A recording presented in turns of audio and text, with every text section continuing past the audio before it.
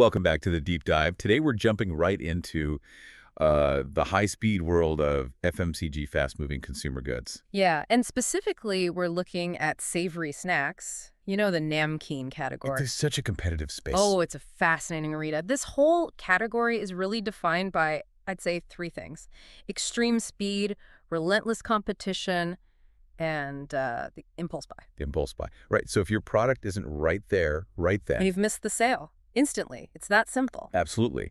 And success in that kind of rapid-fire environment, it really relies on structure, on process.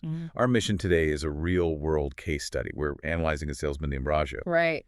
His story, it really proves that sometimes the difference between, failing and succeeding isn't about effort. It's about sticking to the system. And we're not just talking about a personality quirk here. In sales, a lack of discipline that creates a direct, measurable commercial loss. So the sources mentioned this system he was supposed to be using, the DMS. Yes, the DMS, the Discipline Management System. It's basically a mobile app.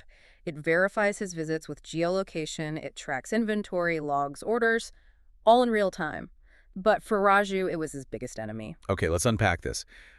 When we look at Raju's his initial report card, the chaos is, well, it's pretty obvious. It was catastrophic. I mean, the scorecard showed 4 days accent every month. Wow. He was late every single day. He did show up, and his DMS punching that critical piece of proof was either incomplete or, frankly, done fraudulently. And the real-time orders logged through the system. A zero, a complete zero. I think I see the biggest red flag right here, his timing. He was supposed to be in the market by 10 a.m., right, when retailers are stocking up? Exactly, the morning rush. But he was consistently rolling in around 12 p.m. 2 hours late. And that 2-hour delay in the snacks market, that's everything. The source material is brutally direct about it.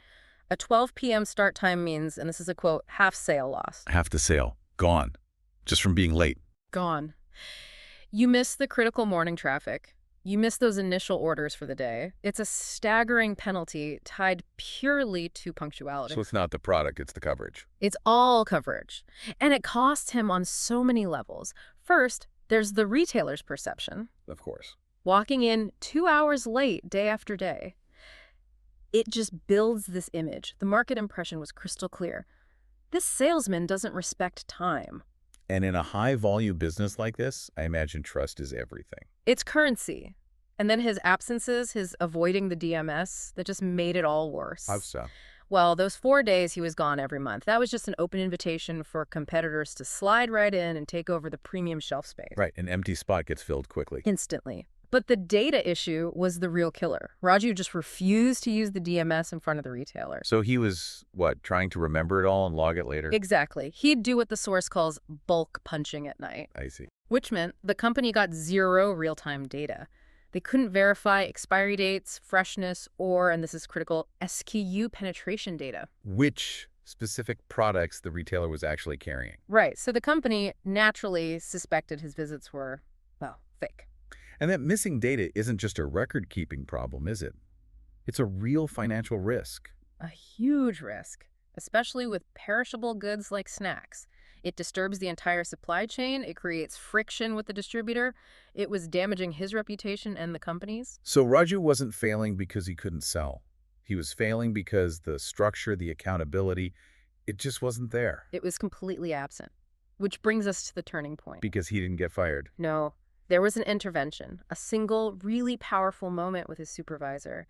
And it wasn't a lecture about being lazy. What do you think? The supervisor's exact words were, "Raju, your problem is not the work, it is the system." Wow. That's a huge paradigm shift. It is. It takes the focus off his character and puts it on the process. Why do you think that line was so effective? Because it moved Raju past what the source calls bullock cart thinking. Bulk card thinking. Yeah, the idea that just, sheer disorganized hard work can compete in a modern, fast-paced market. The supervisor reframed it. The DMS isn't just an app to track you, it's a tool to make your effort count for more.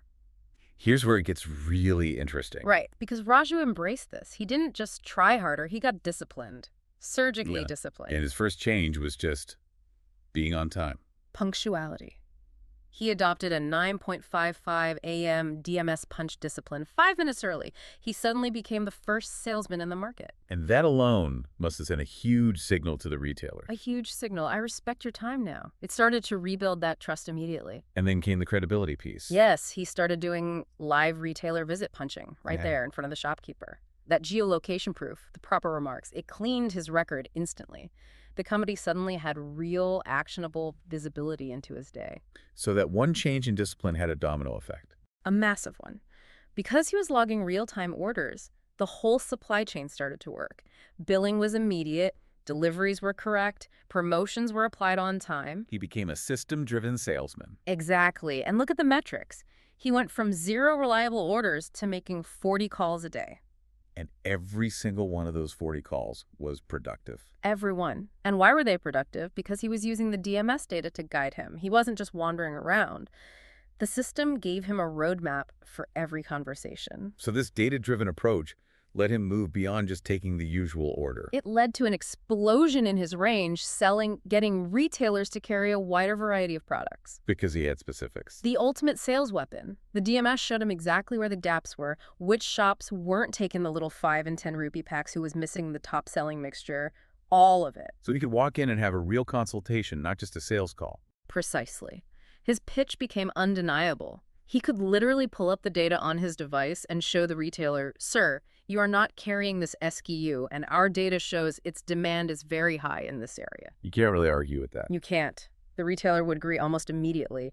And that shift right there led to his range selling doubling. Doubling, wow. And the system also helped with freshness, right? Which is a huge challenge in snacks. The most critical challenge. The DMS has a return module, which basically perfected his expiry management.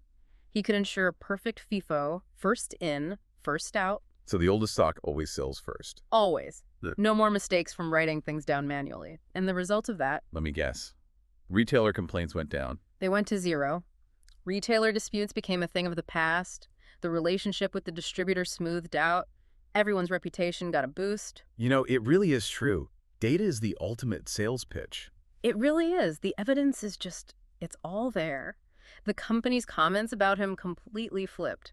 They went from late, fake order to perfect discipline. Real-time orders, excellent beat coverage, SKU penetration up, the gold standard. So let's just summarize this incredible turnaround. We start with chaos. Total chaos. And by just shifting from disorganized effort to a system-driven approach, his absent days dropped to 0. DMS punching hit 100%. He achieved a 100% productive call rate, and his range selling doubled. And maybe most importantly for him, his incentives were unlocked. He started making more money. He did. The story proves that reward isn't just about talent. It's about consistency and adhering to the process. So what does this all mean for us? This is more than just a story about selling snacks. Oh, it's a universal lesson. It's about how any of us in any profession can transform our output just by embracing modern tools and process. That insight from the supervisor. That the problem was the system, not the work. Exactly. That applies everywhere. You need a system that multiplies your effort, not one that you have to fight against. It all comes back to that core lesson from the source. Small changes bring big transformations. They really do. In a world where business is moving so incredibly fast, we just can't rely on old habits. We have to abandon that bullet cart mindset and embrace system speed, system precision. Which leaves us with a final thought for you, the listener. Take a look at your own professional life. Which area is still relying on, manual entry or guesswork or that late arrival approach?